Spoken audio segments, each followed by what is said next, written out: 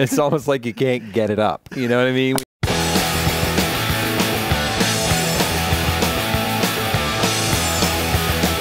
And welcome, my friends, to today's Rowdy.com Big Three with more big issues from Phoenix. My name is Bass Masters. This is Buzz Cutler. This is Buck Peaver. Oh, you're hitting me.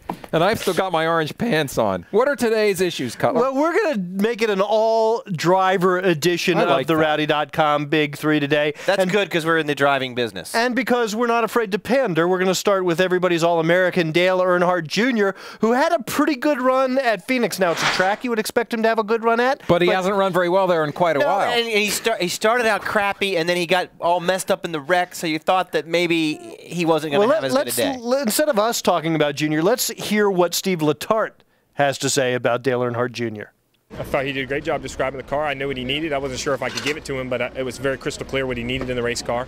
And as a crew chief, that's all you can ask for. That's interesting. I mean, the communication being the most important thing at a track like this, and they felt pretty good about their communication. If you look at a 10th place finish for Junior, the guy has a loose wheel.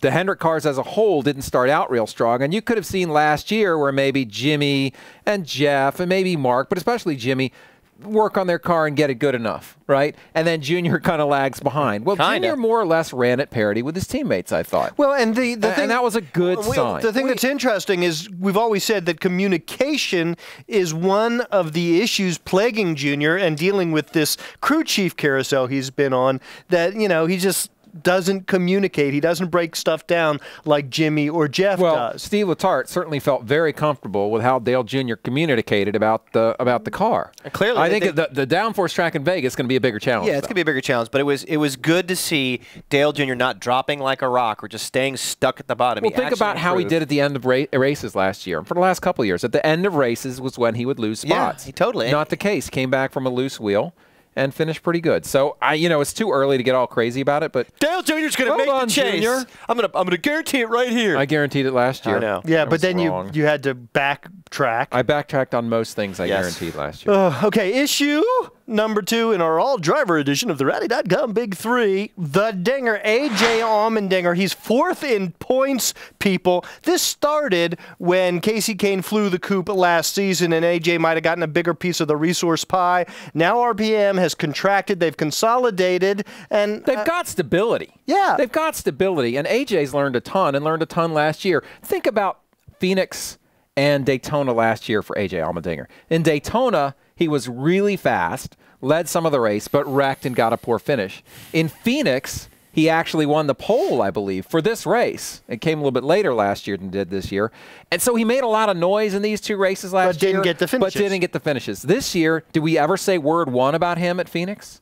Anything on the TV? Anybody? No, nothing, anywhere? Nothing. Nary a word, guy runs 9th. That's a good sign to me. A good sign of a guy with maybe didn't have the best car for that racetrack, comes home 9th, 4th in the points. I like this driver a lot. Ladies and gentlemen, Bassmasters has a pet this year, and it is A.J. Allmendinger. it's a good pet to have because he's definitely, doing the right things. He's peeing on the newspapers, and he's getting it done. We're going to see in 4 or 5 races if this guy really, really can compete. I hope he does. I know you do. You're in love with him, but we'll see about Bassmaster's pet. By the way, A.J. Allmendinger's dog is named Misty.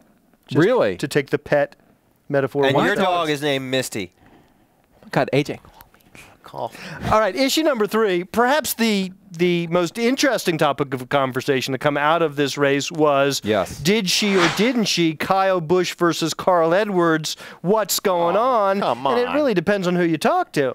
Well, he ran into Carl Edwards. There's really not much doubt that what happened was he took a left-hand turn into the 99 car. And DW on TV's, he might have gotten loose. My eye. He got loose about like 3 seconds ago.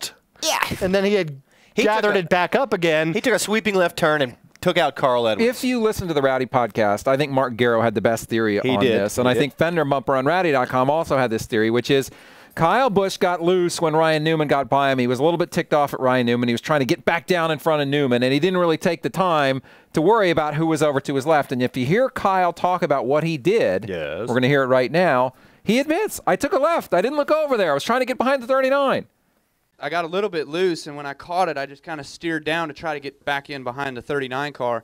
And I never even looked in my mirror. I was just watching out in front of me, and the spotter didn't even have time to react and say anything. Carl was there, so So the question I have is, Is he going to be leading the points when he get out of Vegas? well, where does this thing stand between the two of them? Because Kyle Busch had a good points day yesterday. Carl Edwards was back out on the racetrack. Could he not have taken care of business? He could have. I thought it was really But curious. he chose not to. He chose not to. That is interesting to me Yeah, that because was- maybe he felt, and I know I'm reaching here, but maybe he felt that having maybe Kyle feel like he owed Carl a little goodness, not badness, but goodness. Maybe that's more valuable than getting into some kind of feud with him. Again, if you listen to the podcast today, I didn't realize this, but Mark Garrow pointed it out, that Kyle Busch pitted early to avoid being anywhere near the pits around Carl Edwards. He was just dodging Carl all the way. Carl was mad about it. All this is on yesterday's podcast, Yes, by the way, yes, not yes. today's. But, it's interesting. Will Carl pay him back, or will he just kind of lord over him? I mean, maybe he didn't get the opportunity in Phoenix, but I kind of felt like he did, and he chose not to exercise it. Is this Carl learning a little bit from last year, having a feud with Brad Keselowski, and maybe feeling like, you know what, if we get at Bristol and I'm around Kyle, he's going to give me some room. Yeah, You know? but we also know that drivers have very long memories. Right. And he may just be stocking this away with the Brain's rest like- of the nuts in his hollowed-out tree trunk.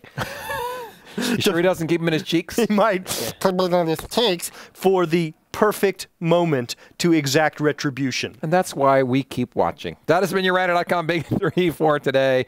For Cutler and Buck, my name is Bass. We will see you Cutler and next Buck, time. like the T-shirt guys. Yeah. Rowdy.com.